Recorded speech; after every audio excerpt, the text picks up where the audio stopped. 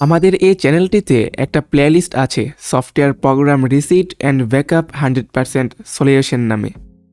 তো সেই প্লেলিস্টের ধারাবাহিকতা বজায় রেখে আমাদের আজকের ভিডিও হচ্ছে অ্যাডোবি ফটোশপ নিয়ে। অনেক সময় কারণে অকারণে আমাদের অজান্তেই ফটোশপের বিভিন্ন সেটিংসগুলো এলোমেলো হয়ে যেতে পারে, টাইমলাইন তারপরে যে ওয়ার্ক স্টেশন যেটা আছে ওইটা এলোমেলো হয়ে যেতে পারে। তো আমাদের সঠিক প্রক্রিয়াটি না জানার কারণে আমরা ঠিকঠাকভাবে রিসেট করতে পারি না। অনেক সময় দেখা যায় কি আমরা সফটওয়্যারটাকে আনইনস্টল করি, তো পরবর্তীতে যখন আবার ইনস্টল করি দেখা যায় কি পূর্বের এলোমেলো সেটিংস নিয়েই ওপেন হচ্ছে। কারণ অনেক সময় অনেক সফটওয়্যারে এরকম হয় যে সফটওয়্যার আনইনস্টল করলে সেটিংস জনিত যে ডেটাগুলো সেগুলো ডিলিট হয় না। তো পরে যখন আবার সেই সফটওয়্যারটিকে ইনস্টল করা হয় তখন ওই এলোমেলো সেটিংসগুলো নিয়েই কিন্তু ওপেন হয়। তো বেশি কথা না বাড়িয়ে চলুন দেখে নেই কীভাবে অ্যাডোবি ফটোশপ সফটওয়্যারটিকে প্রপারলি আনইনস্টল না করে রিসেট করা যায়। এরকম অবস্থায় কিন্তু আছে, আমাদের উইন্ডোটা কিন্তু এরকমভাবে দেখতে পাচ্ছি এলোমেলো অবস্থায়। তো মনে করেন আমাদের সেটিংসগুলো সব এলোমেলো হয়ে গেছে, অনেক সময় টেক্সট ফরম্যাটিং চেঞ্জ হয়ে যেতে পারে, আরও বিভিন্ন সমস্যা থাকতে পারে। তো এখন আমরা যদি এখানে খোঁজাখুঁজি করি সেটিংস কিন্তু পাবো না, ঠিক আছে, কোনো সেটিংস কিন্তু আমরা পাবো না।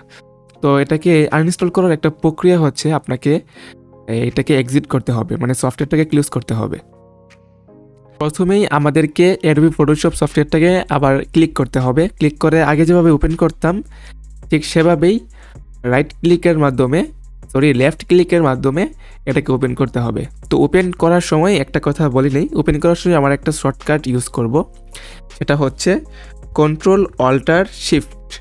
আমরা চাপ দিয়ে ধরে রাখবো, ঠিক আছে, কন্ট্রোল অল্টার শিফট যখন চাপ দিয়ে ধরে রাখবো তখনই আমাদেরকে একটা অপশন চলে আসবে এটাকে রিসেট করার জন্য, ঠিক আছে। তো খুবই সিম্পল একটা ট্রিক, তো দেখুন আমরা করতেছি।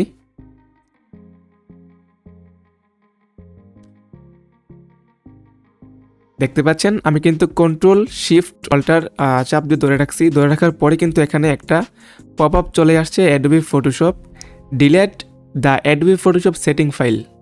আমি কি আসলে ডিলিট করতে যাচ্ছি? হ্যাঁ, আমি ইউজ করব। তো অনেকের কম্পিউটারে এটা কম্পিউটার পারফরমেন্স অনুযায়ী এটা আসে আর কি বেসিক্যালি। তো অনেকে কি চাপ দিয়ে ধরে এবং সাথে সাথে এটাকে আবার মানে চাপটা ছেড়ে দেয় আর কি।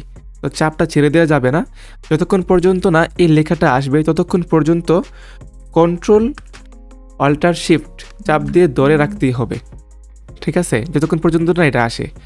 আর ক্লিক করার সাথে সাথে কিন্তু এই কাজটা করতে হবে। তো এটা চলে আসার পরে এখানে আমরা ইয়েস করব। ইয়েস করলে এটা রিসেট হয়ে যাবে অটোমেটিকলি, আর কিছু করতে হবে না।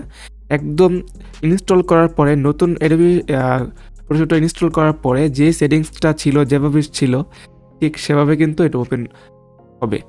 তো দেখতে পাচ্ছেন এখানে কিন্তু একদম আগের মতো ওপেন হয়েছে। তো এভাবে কিন্তু আমরা খুব সহজেই অ্যাডোবি ফটোশপ সফটওয়্যারটা কিন্তু আমরা রিসেট করে নিতে পারি। তো এই ছিল আমাদের আজকের ভিডিওটি ভালো লাগলে অবশ্যই লাইক, কমেন্ট অ্যান্ড শেয়ার করবেন এবং আমাদের এই চ্যানেলটিকে সাবস্ক্রাইব করতে ভুলবেন না। ধন্যবাদ।